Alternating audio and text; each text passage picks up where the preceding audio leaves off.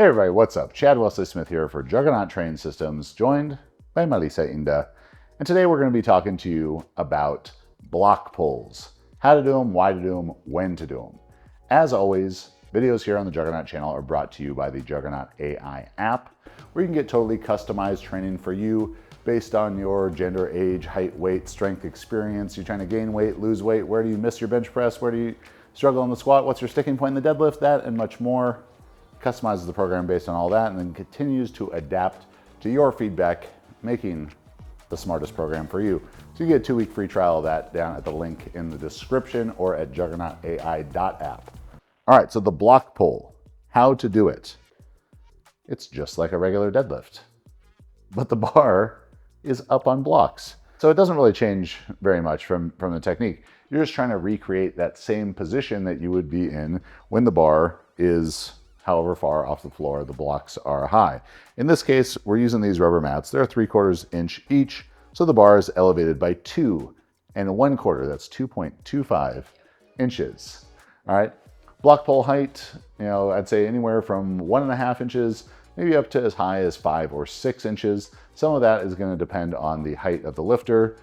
Marissa using 6-inch blocks is going to be adorable, but nonsensical. While me using 6-inch blocks, well, that's probably just some sort of ego lift. But if I was really tall, I'm only 6 feet tall. She just makes me look taller. People were probably wondering that. They always are wondering. For me, I'd say 3 or 4 inch block is typically the highest that I'll use. Marissa is usually 1.5 to 2 1/4, maybe 3-inch blocks. Conventional deadlifters are going to be able to use a little bit higher blocks typically than sumo deadlifters, because how much more do sumo deadlifters need to cheat?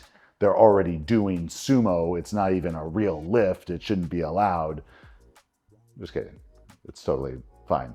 If everyone could do more sumo than conventional, every powerlifter would do sumo, but it doesn't automatically make you do more.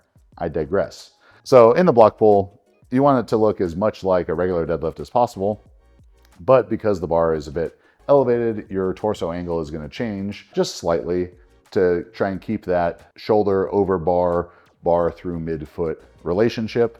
But yeah, it's going to look a lot like a regular deadlift.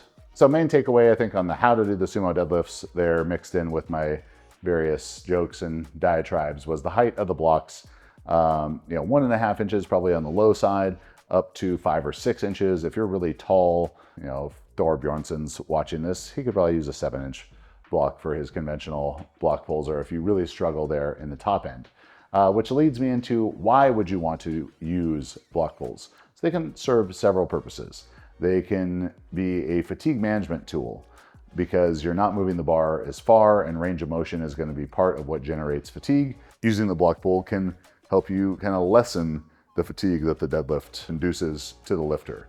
That's going to be a little bit more so for the conventional deadlifter, because a lot of conventional deadlifters can't do as much in a block pull in that 2 to 4 inch, 1.5 to 4 inch block height range as they could do from the floor. And I know that's a bit counterintuitive, but this kind of limits the leg drive you can get. It puts a little bit more overload on your back, and then with that extra overloading on the back and glutes, it's also going to be a useful tool to help build your lockout.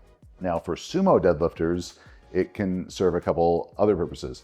Sumo deadlifters almost universally will be able to do more in the block pull than they can from the floor. So this is going to be more of a mechanical overload tool for them, and to help, maybe prepare their grip, prepare their nervous system, prepare themselves psychologically for maximal loads. But they could use it in like a hypertrophy block to do a little bit more volume with heavy weight, build up their glute and hip strength, build up their grip strength, endurance, a lot of different ways that you can use it.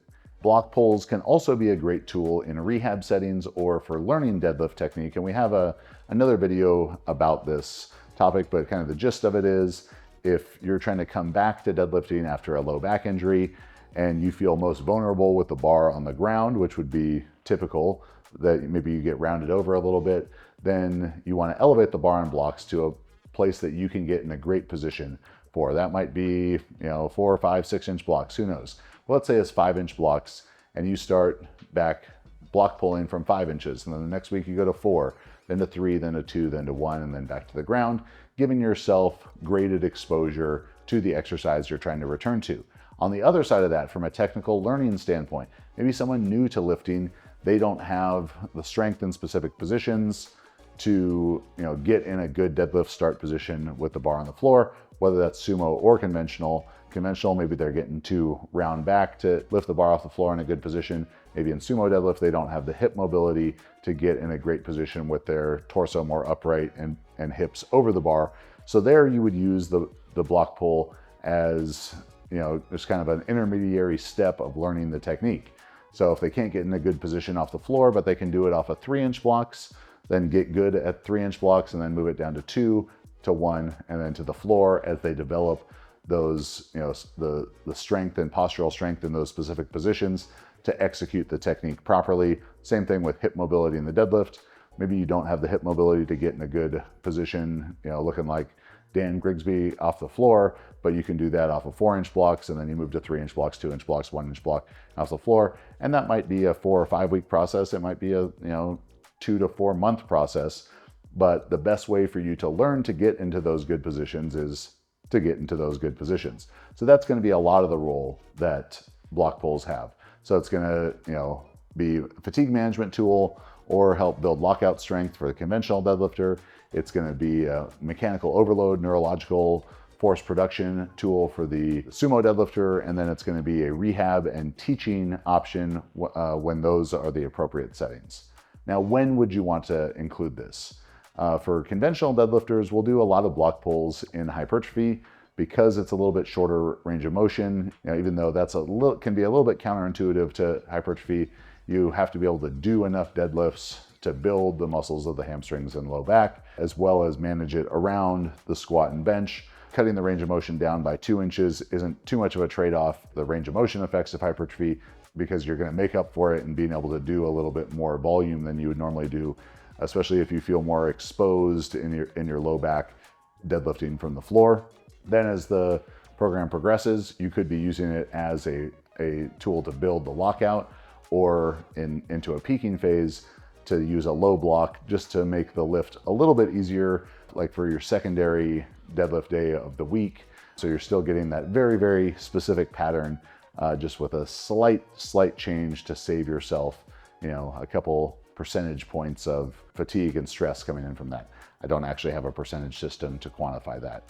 It was a little bit more theoretical. For the sumo deadlifter, you could use it in hypertrophy for higher volume, to build up your hip and glute strength. But normally I'll have sumo deadlifters do conventional deadlifting in hypertrophy. So the block pull is going to be more of a complementary secondary exercise in strength and peaking to help, build up the grip, build up the lockout strength, the ability to stay patient as you grind through the start of a deadlift and keep a good position. Because if you can't keep that good position under heavy load in the start of a sumo deadlift, it doesn't matter how fast you are in the start. If you get into a bad position as you get to lockout, you won't be able to lock it out regardless. If you're using it for the sumo deadlift, make sure you're using it in a way that complements your full sumo deadlift and you're not becoming the best block puller for the sake of block pulls, because in powerlifting meets, that's not the event, that's not the competition. So you want to be good at the real thing, use the variations to build the real thing. So now hopefully you understand a little bit better how, why, and when to use block pulls in your training. If you like this video, press that little thumbs up, subscribe to the channel, and don't forget to get a 2-week free trial of the JuggernautAI app down at the link in our description. Thanks for watching.